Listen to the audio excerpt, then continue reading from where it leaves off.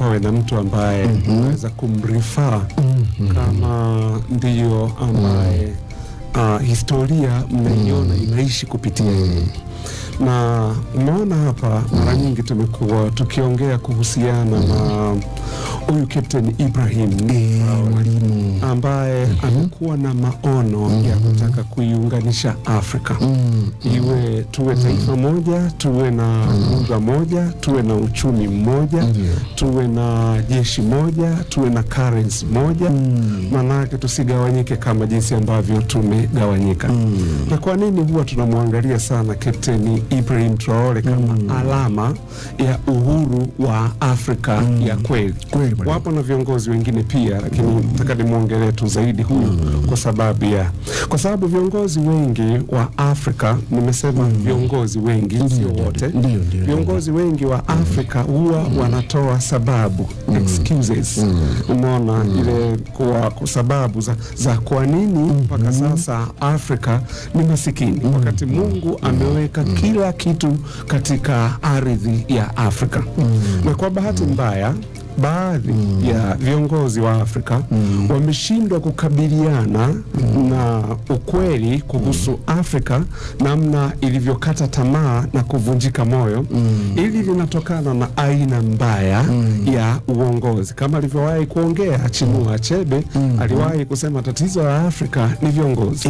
Kwa sababu kwa lugha ya Kiingereza tunasema leadership is everything. Ukiona leo watu wanapiga hatua, ukiona leo watu wanaenda sana mfano kwenye mataifa ya Kiarabu, ukienda kwenye mataifa ya Ulaya, ukienda Marekani, ukaona watu wamepiga hatua sana, ni kwa sababu ya uongozi. Licha ya uongozi, lakini pia kwa sababu ya kanuni. Kanuni walizoziweka chini kuwa tutaendaje na tutaenda namna gani. Nimewahi kukuambia hapa wakati fulani kuhusiana na Marekani, kuwa hata leo akikosekana mgombea wa urais wa Marekani, wakaamua kumweka mbwa agombee na yule mbwa ashinde kura za urais Marekani, bado Marekani itapiga hatua. Kwa nini? Kwa sababu wameweka misingi namna inavyotakiwa ili kuomba taifa lao liweze kupiga hatua. Ndicho ambacho kinatakiwa Afrika ili kumaliza umasikini ulioko Afrika, kumaliza haya matatizo. Sasa viongozi wengi sijasema wote, sio wote. No, viongozi Afrika wanafanya vizuri sana. Sana. Na mimi nimemtaja mmoja tu, lakini hata ukiangalia huyu mmoja pia ambao watu wamekuwa wakijiunganisha naye, viongozi wengi tu Afrika ambao wanamsupport Captain Ibrahim Traore kwa kile anachokifanya, ule Uafrika zaidi namna anavyofanya. Sasa viongozi wengi badala ya kukabiliana na changamoto zinazolisumbua bara la Afrika kama vile umasikini, magonjwa, rushwa, vita vya wenyewe kwa wenyewe, viongozi wengi wanapenda kulaumu uhanga wa Afrika. Unamaanisha nini nikisema kulaumu uhanga wa Afrika? Wanalaumu kuwa matatizo mengi ya Afrika yamesababishwa na watu kutoka nje ya bara la Afrika. Kwamba wale ndio walioshikilia hatima ya Afrika. Tunakubaliana kuwa upo ukweli kwamba watu kutoka nje ya Afrika wameisababishia Afrika majanga haya tunayo yaona leo hii. Ukweli huu lazima tukubaliane na tukabiliane nao, lakini tukiingia kwa undani zaidi, ukweli ni kwamba Afrika tumeshindwa kutatua changamoto zetu wenyewe zinazotukabili. Huo ndio ukweli. Tukiingia kwa undani zaidi kwamba Afrika tumeshindwa kutatua changamoto zetu zinazotukabili. Suluhisho kwa changamoto zinazolisumbua bara la Afrika siku zote ziko nje ya Afrika, katika kuta za Umoja wa Mataifa na miji mikubwa ya mataifa ya magharibi yenye nguvu duniani, superpowers. Na hili nalo ni kama kansa kwa ustawi wa bara la Afrika. Sasa badala ya kutatua matatizo tulionayo hapa Afrika, wengi wa viongozi wa Afrika wanaleta udhuru ambayo tunasema zile excuses. Yani unakuwa na ile excuse afu na hivyo. Lakini ngoja tuangalie baadhi ya sababu ambazo kwa pamoja zilitengeneza mikataba iliyopelekea Afrika kuwa masikini hivi kwa kiasi hiki. Ngoja tuangalie baadhi hiyo mikataba. Mfano, jambo la kwanza ambalo limepelekea Afrika iwe hivi ni ukoloni. Na ukoloni huu sasa, angalia, viongozi wengi wa Afrika wanasema matatizo yaliyopo Afrika leo hii ni matokeo ya moja kwa moja ya ukoloni. Kwa sababu nyakati za ukoloni kulikuwa na usemi ulikuwa unasema hivi, barabara zote zinaelekea pwani. Yani, okay, utakuambia bana ya huo usemi. Kwa sababu mimi kusikia mwalimu huo msemo. Umewahi kusikia kwa barabara zote za Afrika zinaelekea pwani. Itafiriki na pwani. Yani kwa maana kwamba mataifa makubwa yalipora na kunyang'anya utajiri wa Afrika, wakisafirisha hizi rasilimali zenye thamani kubwa sana kutokea ndani ya Afrika kuelekea pwani. Halafu zikifika pale wanazipakia kwenye meli na baadaye kuzisafirisha mpaka Ulaya. Ndio maana ya huo usemi wakati wa ukoloni walikuwa wanasema barabara zote zinaelekea pwani. Kwa lazima zifike bandari pale, bandarini. Baada hapo zitapakiwa kwenye meli na kwenda Ulaya. Bila kupepesa macho, ukoloni ulicheza nafasi kubwa sana katika kutengeneza hii tunaita modern history ya Afrika ya sasa ilivyo, ikiwemo kupora rasilimali, utumwa na kutengeneza mipaka feki, kuyagawa mataifa ya Afrika. Nafikiri nakumbuka hiyo mwaka 1884 mpaka 85. Yes, mkutano wa Berlin, yes, chini ya kansela Otto von Bismarck. Yes, Edward Otto von Bismarck. Lakini kukazania hilo peke yake ya kwamba ukoloni ndio sababu ya majanga haya yote mpaka leo hii, huo pia ni utumwa wa aina nyingine, ambapo tutajikuta tumefungwa katika wakati uliopita, hatutatoka hapo. Yani tutakuwa tumekuwa ni slaves ambao tumefungwa na past. Yani tumefungwa, yani kuendelea kukazania hilo.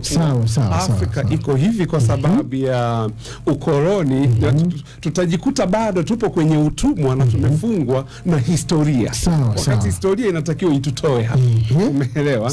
Eti kwa sababu taifa liliwahi kutawaliwa basi haimaanishi kwamba litakuwa masikini katika wakati ujao. Mataifa mengi duniani yaliyowahi kutawaliwa kwa sasa ni mataifa tajiri.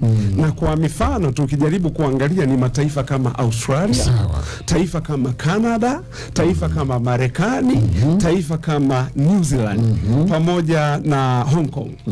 Umeona? Kwa kuongezea, kuna baadhi ya mataifa ambayo hayakuwahi kutawaliwa kabisa, kama vile Afghanistan na Thailand, kwa kuyataja kwa majina. Hayo mataifa ni masikini mpaka leo, hayajawahi kutawaliwa. Kwa hiyo unaona, anajaribu kuongea sababu ya yani Afrika, baadhi ya watu wengi ambao ndo tungedhani wangetusaidia Afrika iweze kupiga hatua, au wanawao wamekaa kulaumu ukoloni. Sasa kuendelea kulaumu ukoloni sio sababu, maana hiyo tena itakuwa ni ukoloni mwingine ambao tunafungwa na past. Tunafungwa na historia wakati uliopita. Mchumi mmoja ambaye ni Marekani mweusi, jina lake anajulikana kama Walter Williams, aliwahi kusema hivi: kabla ya uhuru kila nchi ilikuwa inajitegemea kwa uzalishaji wa chakula. Lakini leo mataifa mengine ya Afrika yanategemea msaada wa chakula kutoka nje, na yani nje ya Afrika, na mengine watu wanakufa kwa njaa. Ni Afrika hiyo. Akasema hivi, kipindi Afrika inapata uhuru uzalishaji wa chakula ulikuwa 3%. Lakini mpaka kufikia miaka 1980 uzalishaji wa chakula ulianguka mpaka 1%, na mpaka kufikia miaka 1990 ukashuka mpaka -2.8. Yani kwenye sifuri umeshuka kwenda negative. Ukaenda negative 2.8%. Ukashuka hivyo. Sasa kwa ndivyo. Lakini kumbuka wakati wa uhuru mataifa mawili, yani nikitolea mifano tu, taifa la Uganda na Ghana walikuwa na uzalishaji mkubwa sana kuliko Korea Kusini. Na kipindi hicho Korea Kusini kwa wakati huo lilikuwa taifa masikini sana. Yani hiyo miaka wakati wa uhuru, wakati unapatikana, Korea Kusini ilikuwa ni taifa masikini sana. Bidhaa pekee waliokuwa wanazalisha Korea Kusini ilikuwa ni nywele za binadamu, ambazo walikuwa wanazinyoa kuzisafirisha China kwa ajili ya kutengeneza mawigi. Yes, ambayo mawigi haya nafikiri unajua wanawake wengi duniani huwa wanayavaa. ndio bidhaa pekee ambayo Korea Kusini walikuwa wanazalisha. Lakini leo nenda kaangalie tofauti iliyopo leo ndani ya miaka 50 kati ya Uganda na Ghana ukilinganisha na Korea Kusini. Leo hii Korea Kusini ni mojawapo ya mataifa yanayokuwa kwa kasi kubwa sana kiuchumi. Kasi kubwa mno, wakati Ghana na Uganda bado ni mataifa yako kwenye, yani yamewekwa kwenye renki ile ya mataifa masikini duniani. Yes, lakini kumbuka miaka hiyo ya uhuru, wakati tunapata uhuru, kwa sababu sio mbali sana, ni mfano kama Ghana na Korea hiyo Kusini wamepata uhuru ni mwaka mmoja mwaka huo, lakini nenda angalia tofauti iliyopo kati ya Ghana na Korea Kusini. Kwa ukweli utabaki kwamba ukoloni isiwe sababu ya kushikilia hapo kuwa ni kwa sababu ya ukoloni ndio maana Afrika haipigi hatua. Yani hiyo sababu ya ukoloni tuiache. Mwako pembeni kwanza. Yes, hatujaamua kupiga hatua, na kama tukiamua kama alivyoamua Ibrahim Traore kwamba tuiunganishe Afrika alafu tupige hatua kwa pamoja, kwa sababu yeye hakutaka kulaumu tu ukoloni. Hapana, ila alisema tunataka tuanze kunufaika na kile ambacho Mungu amekiweka kwenye ardhi yetu ya Afrika ili tuendelee kufanya nini? Kunufaika na rasilimali ambazo ziko hapa, na matokeo leo yanaonekana. Kwa hiyo kwenye hilo swala la ukoloni, yani watu wengi, hata wasomi wengi wa Afrika wanalaumu ukoloni. Kwa ukoloni ndio umetufikisha hapa.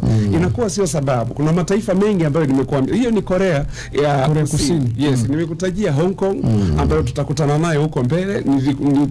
Nitakutajia Vietnam ambayo yenyewe tutakutana nayo huko mbele. Kwa hiyo ndivyo hivyo. Hiyo ni sababu mojawapo ya wasomi wa Kiafrika ambao wengi wao ni viongozi wa Afrika wakidai kuwa Afrika imekuwa masikini kwa sababu ya ukoloni. Lakini kama ni ukoloni, na mataifa mengine pia yamewahi pia colonized. Kama nimekutajia Canada, Australia, New Zealand, nimekutajia lakini mwisho wa siku Hong Kong, lakini mwisho wa siku ni super powers ile. Ndio maana yake. Kwa hiyo ya kutawaliwa na kukoloniziwa isiwe sababu ya kusema kwamba inatufanya sisi tushindwe kupiga hatua mwalimu. Hapana. Wale hawajafungwa na nini wakati uliopita. Wameamua kupiga hatua. Sawa.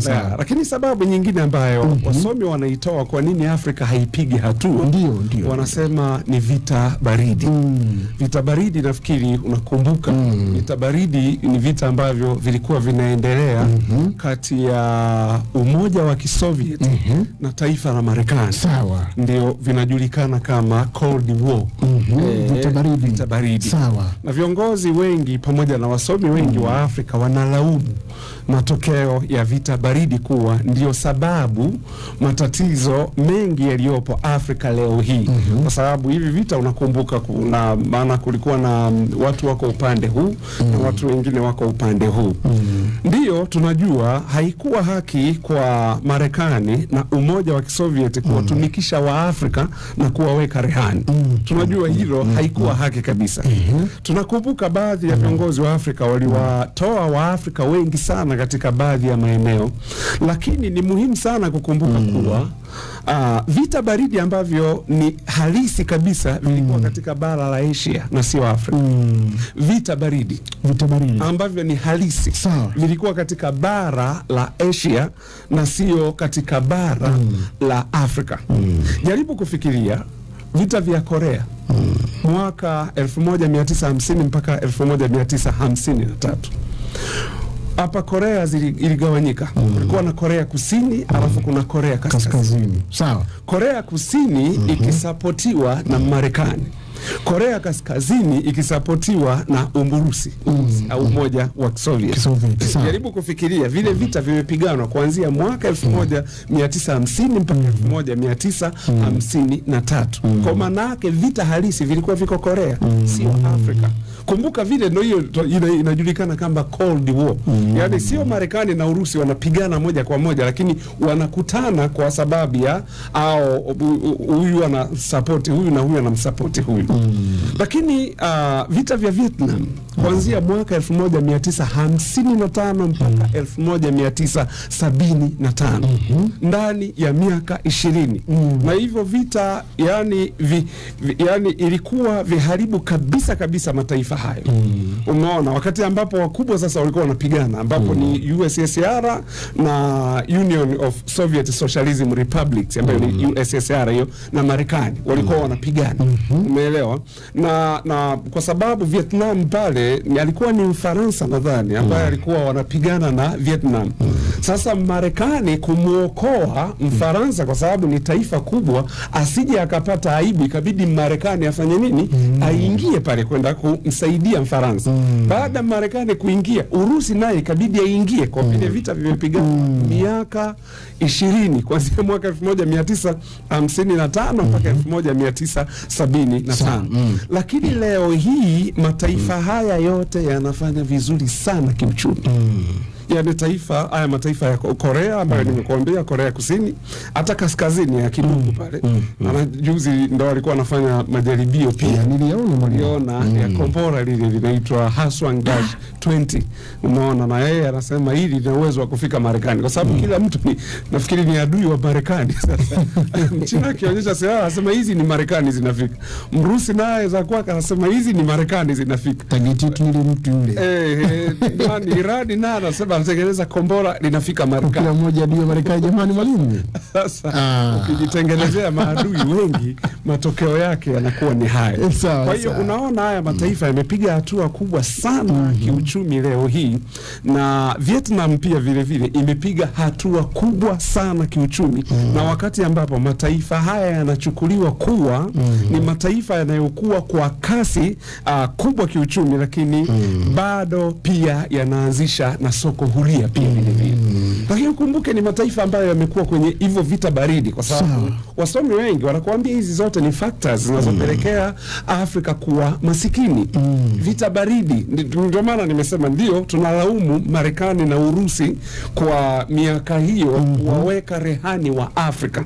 Unaona, na baadhi ya viongozi wa Afrika wa miaka hiyo. Lakini vita halisi vilikuwa Asia, havikuwa huko Afrika. Lakini pamoja na vita vilivyopiganwa kwa nchi kama Vietnam, vita miaka 20, lakini bado ndio taifa linapiga hatua kubwa sana kiuchumi Vietnam. Je, inakuwaje kuwaje? Umeelewa? Sasa hiyo ni sababu nyingine. Lakini sababu nyingine ya tatu nasema ni ukosefu wa rasilimali. Ukosefu wa rasilimali. Hata baada ya miaka mingi ya ukoloni, bado Afrika imebaki kuwa ndilo bara tajiri zaidi duniani, haswa kwa rasilimali zilizoko ndani ya bara hili la Afrika. Unadhani ndilo bara linaloongoza kwa kuwa na rasilimali nyingi duniani. Lakini kama nchi, Urusi ndio nchi inayoongoza kwa kuwa na rasilimali nyingi kwa nchi kama nchi duniani. Lakini Afrika kama bara, Afrika ndilo lenye utajiri wa rasilimali nyingi ili Afrika. Kwa mali asili ni zao la akili na ubunifu wa binadamu. Mali asili, ukisikia mali asili ni ubunifu, ni zao la akili na ubunifu wa binadamu. Kumbuka mafuta ghafi au mafuta yasiyosafishwa yalikuwa yanakaribiana tu na uchafu. Nataka unielewe. Kweli. Yalikuwa yanakaribiana tu na uchafu kabla ya uwerevu wa binadamu kugundua hii ni bidhaa ya kiuchumi na kuanza kuitumia. Yani mafuta ghafi yale. Mafuta ghafi unaonaga, yani humo sasa ndo wakienda kule wataanza kutoa humo kuna oili, kuna grisi, kuna petroli, kuna diesel, kuna mafuta. Sasa yale mafuta ghafi yale yanakaribiana na matope. Kabla ya uelevu wa akili ya binadamu kujua hii ni bidhaa. Kwa ndo maana nikakuambia mali asili ni zao la akili na ubunifu wa binadamu. Mfano mwingine ni mchanga wa kawaida. Ukiwa tu hivyo ardhini hauna thamani yoyote. Lakini kwa kuchanganya na akili ya binadamu na ukibadilishwa kuwa bidhaa, unageuka kuwa kitu cha thamani na kutengeneza bidhaa kama vile vioo, umeona, silicone na chipu za kompyuta. Lakini rasilimali hazitoki ardhini, ila zinatokana na ubunifu wa akili ya binadamu. Ndio ile unasikiaga kuna wazee ambao walikuwa wanatumia almasi kuchezea bao. Nisikia hiyo story mwalimu. Nisikia hiyo story. Sasa mwadui bwana. Zamani za mkoloni. Zamani. Sasa hivi ndio hivi. Sasa hivi. Zamani za mkoloni. Kwa mkoloni alipokuja pale, kwa nini? Kwa sababu ni rasilimali ziko ardhini, lakini hizo hazikuwa na ubunifu wa binadamu. Ndio maana hiyo. Kwa kuliwekea ushahidi hilo, ngoja tuangalie hapa mataifa mawili ambayo yanachukuliwa kuwa na uhaba wa rasilimali, lakini moja ni tajiri na lingine linaogelea kwenye dimbwi kubwa sana la umasikini. Sasa je, ni nini kinachofanya kuwe na tofauti kati ya haya mataifa mawili? Yote hayana rasilimali. Yote hayana rasilimali. Lakini moja tajiri. Moja tajiri. Lingine kwenye wimbi la umasikini. Sawa. Yes. Kwa sababu ndio maana nikakwambia watu wengi wanadhani ni ukosefu wa rasilimali. Na maana nimekuambia rasilimali kama mafuta ghafi yanakaribiana na matope. Unaweza kuwa na rasilimali alafu ukawa maskini. Ndio.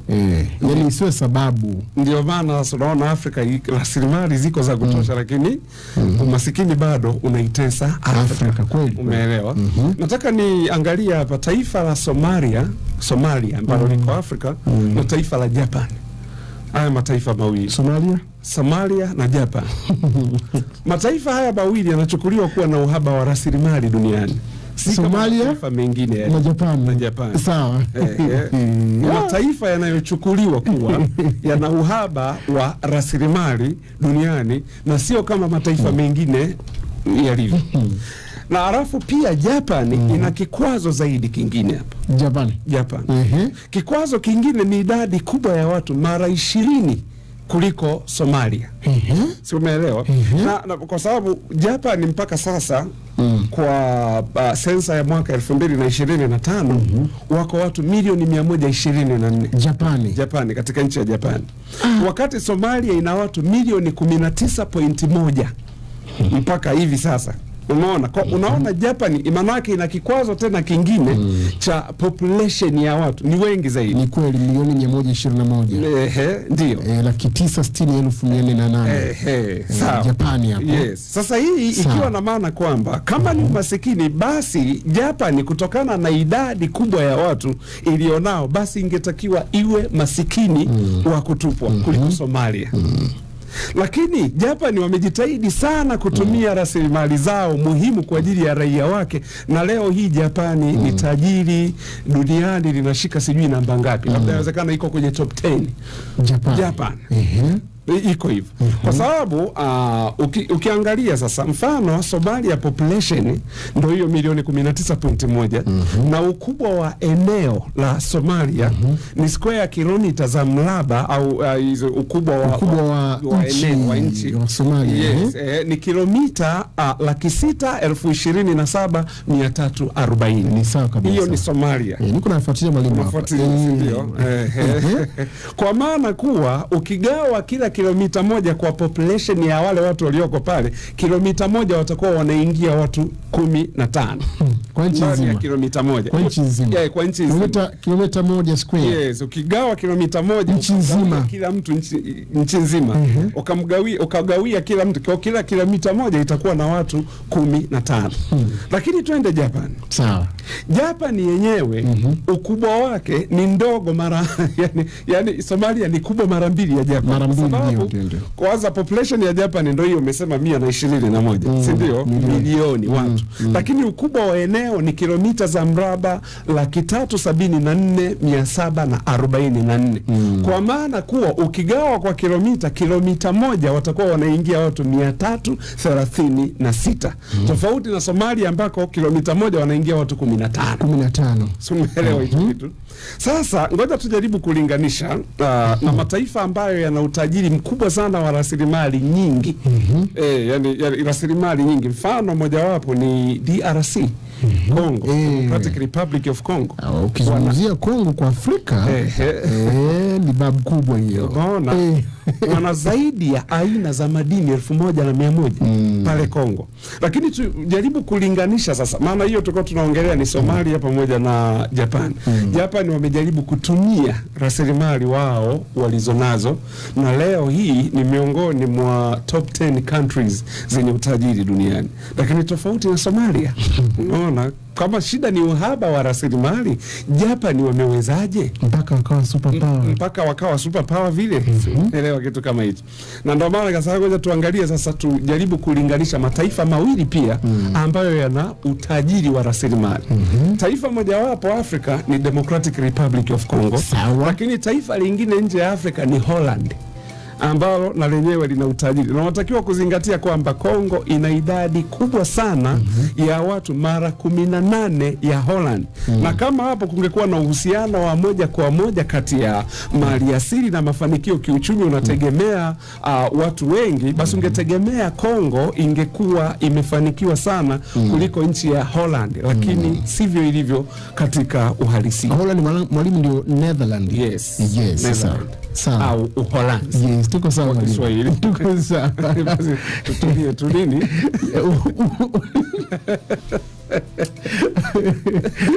Tutumie tu Uholanzi.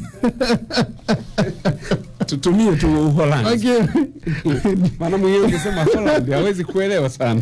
Kwa nini niende kutafuta Holland ni wapi? Sasa nimesearch Holland, ikaletea Netherlands. Sawa. Yes, kwa Kiswahili sisi kwa Afrika tunaita Uholanzi. Yes, Uholanzi. Yes. Kwa Tanzania mwalimu karibu endelea bwana. Ukiangalia hiyo Uholanzi yenyewe kwanza population yake ni watu milioni 18.1 na ukubwa wa eneo ni kilomita za mraba 41,526. Uko sawa kabisa. Ina maana kwamba sasa ukigawa kwa kilomita moja waingie watu wangapi, itakuwa ni watu 397 kwenye hiyo kilomita moja. Lakini Kongo, population ya Kongo ni milioni 112.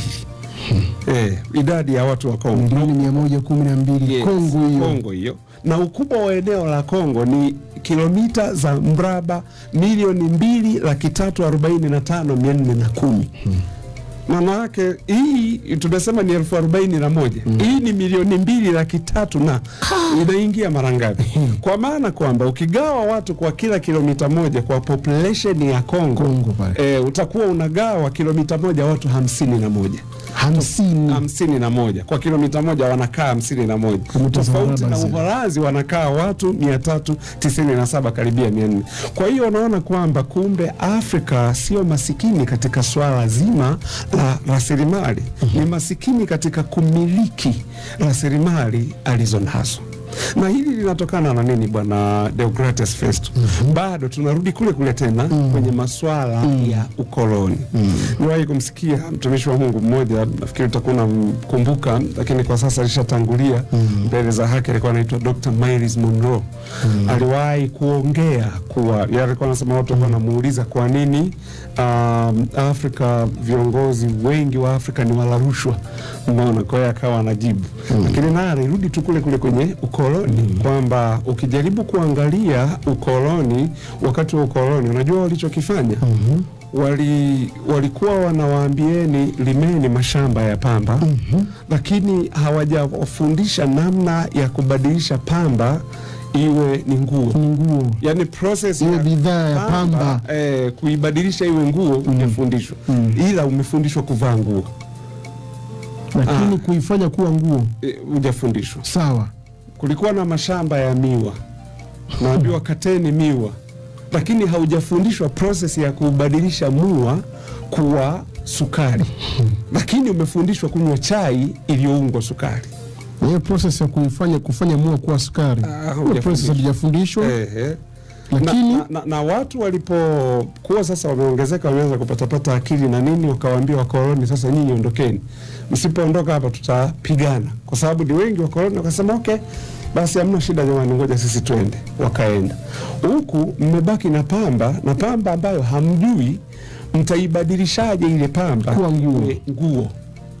Sasa mnalima pamba, lakini mnafanyaje sasa na hiyo pamba? Kwa inabidi tena mwende tena, jamani, hebu ile pamba sasa okay, sawa. Sasa mimi ninakuja mkoloni, sasa mimi nakuja kununua hiyo pamba kwa bei nitakayokupangia mimi. Yesu unajua, yeye ndo anajua process ya kufanya ile pamba kuwa nguo. Unaona? Basi hauna namna. Na ataichukua pamba kwa bei aliyokupangia yeye, na akitoka akienda nayo ataenda kutengeneza nguo ambayo atairudisha kwako kwa bei aliyokupangia. Kwa yule mlima pamba. Ndio. Atamuuzia nguo kwa bei aliyompangia. Nataka mwenyewe, sawa. Sasa wakianza kulaumu kuwa viongozi wa Afrika hawajui kuongoza, kwani walipowaacha viongozi wa Afrika waliwafundisha ni namna gani ya kuongoza?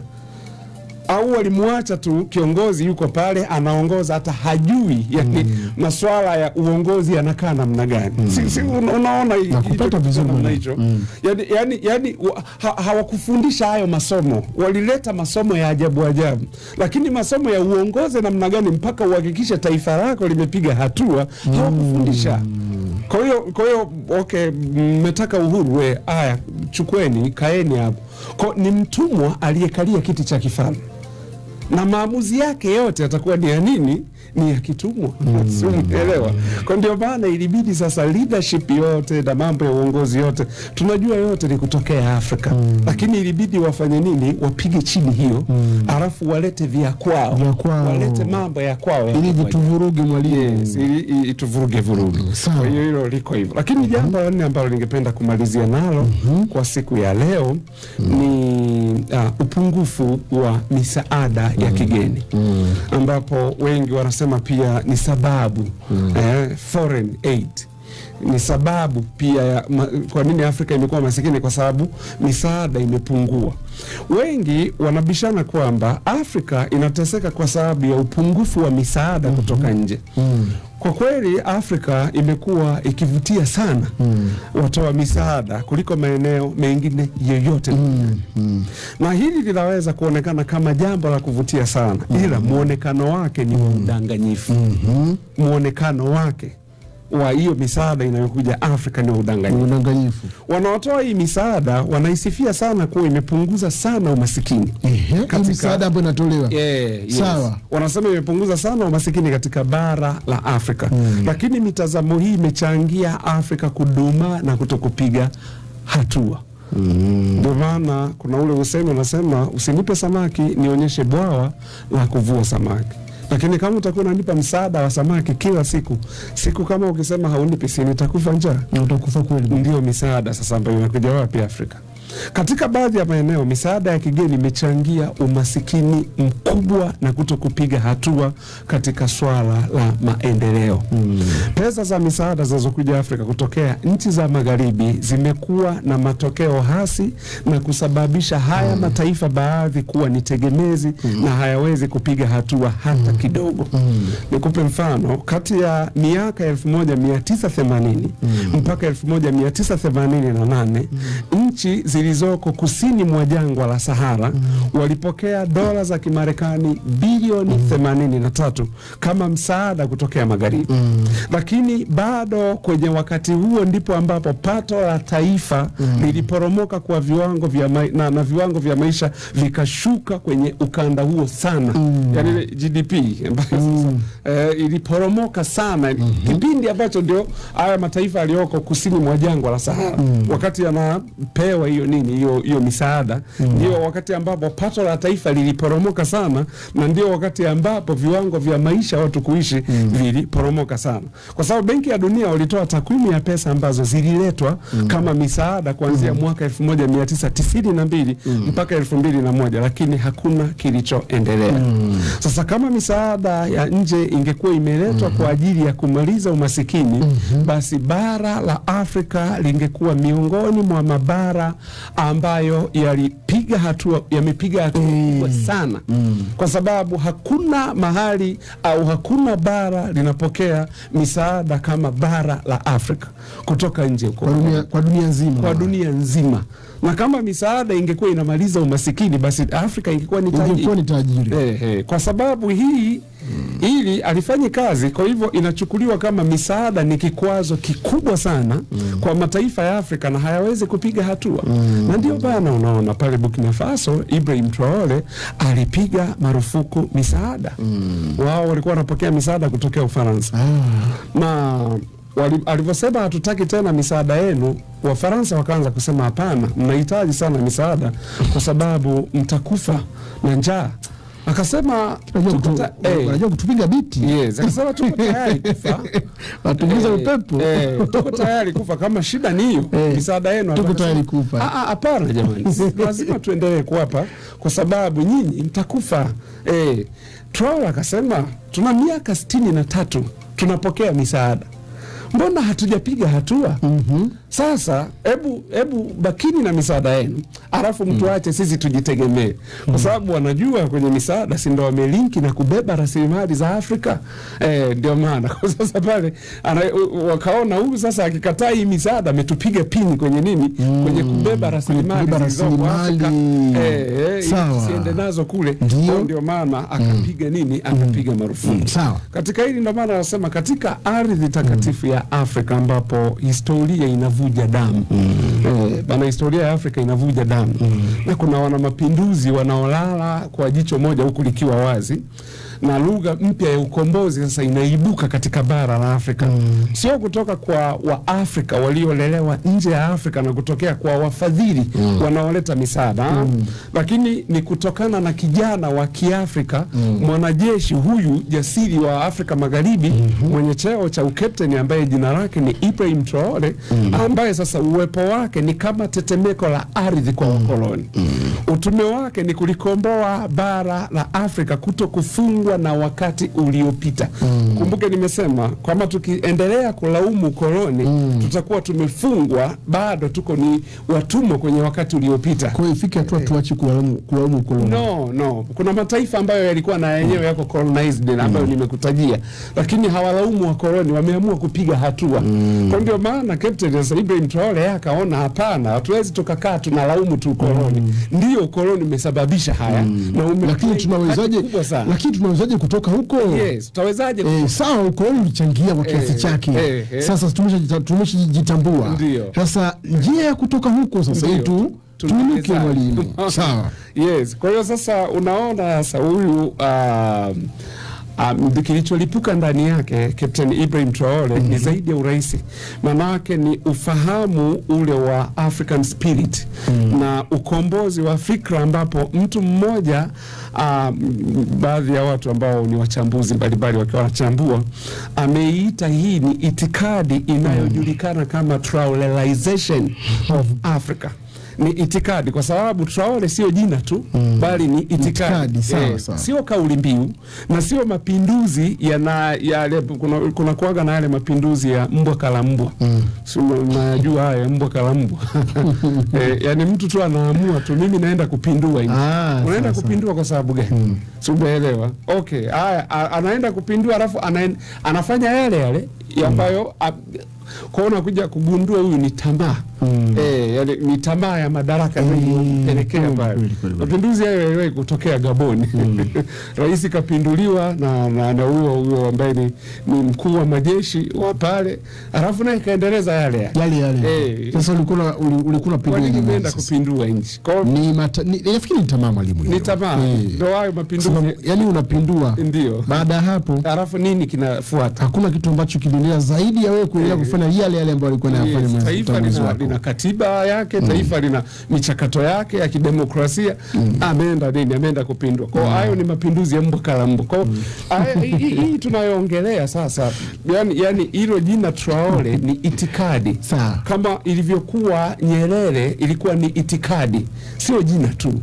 Unaona Nyerere, yani sasa hiyo tutahitaje kwa itikadi, labda tutaita Nyerereization. Lakini ilikuwa ni itikadi. itikadi. Nyerere halikuwa jina, ilikuwa ni itikadi ya ukombozi, ambayo hiyo ukombozi huo, na unakumbuka Nyerere ameplay party kubwa sana kuhakikisha bara la Afrika linakombolewa dhidi ya ukoloni. Ndio. Ni kama vile Nkrumah, sio jina tu, ni itikadi. Ni kama vile Sankara, si halikuwa jina tu, ilikuwa ni itikadi ya nini, ya ukombozi. Kwa ndivyo ambavyo hivyo sasa unaona, tunasema ni kuzaliwa upya kwa ukombozi wa fikra kupitia ubatizo wa moto wa roho ya Pan-Africanist. Manake ni ukumbusho wa mababu zetu waliopigania ili bara la Afrika. Uwezo kaniambia damu zao zilipotea tu hivi. Uwezo kaniambia hicho kitu, hapana. Kwa hiyo Traorelization ni mwamko uliobuniwa katika usaliti wa historia mbaya ya kikoloni. Hiyo itikadi uliotengenezwa kwa dhabihu na kupakwa mafuta na roho za mababu zetu ambao mifupa yao bado inalia chini ya reli za kikoloni na kuchomwa na mateso ya kuchomwa jua wakifanyishwa kazi kwenye mashamba ya kikoloni. Ndio maana unaona sasa hii ni nini, huyu mtu mmoja sasa kati ya wachambuzi wanaochambuaga masuala ya Afrika akasema Traore sio jina, ni itikadi. Traorelization of Africa ni itikadi kwa sababu ya kile kitu ambacho nini Afrika iweze kufanya nini, iweze kujitegemea. Umeona, ndio wanasema haiwezekani damu za wazee wetu zikawa zilipotea hivi wakina Gaddafi wameuawa wakipigania Afrika. Leo useme eti zimepotea tu hivi. No, lazima katika ukuu wa Mwafrika wanasema uaga watu hawafi ila huwa wanahama. Katika ukuu wa Mwafrika yaani ni mwili umekufa lakini ile roho ipo, inatafuta rafiki ingie kwa nani, itakuja kuingia kwa mtu. Kwa maana ukimwangalia Traore unamuona Patrice Emery Lumumba, ukimwangalia Traore unamuona Sankara ndani yake, ukimwangalia Traore unamuona Nyerere ndani yake, unawaona wakina Gaddafi, wakina Kwame Osagyeva Nkrumah ndani yake, unawaona wakina Mugabe ndani yake. Ndio maana unaona kwa sababu ya nini walikuwa wanataka Afrika iweze kufanya nini, iweze kujitegemea na iweze kuwa huru. Kwa hiyo hatuwezi tukakaa tumebaki kulaumu koloni. Hapana, ni wakati wetu sasa wa tutaendelea kupoteza muda mwalimu. Yes, kila siku kulaumu ukoloni. Ndio mafundisho siku nini sasa? Mwalimu, ni kushukuru sana kwa hii simu ya kwanza kabisa ya kipindi chetu, na wakati huu sasa nitakuwa na nafasi ya msikilizaji sasa kupiga simu yake tumsikie nini ambacho nakizungumza sasa kwa ambao umeyazungumza. Na msikilizaji, asante kwa kuwa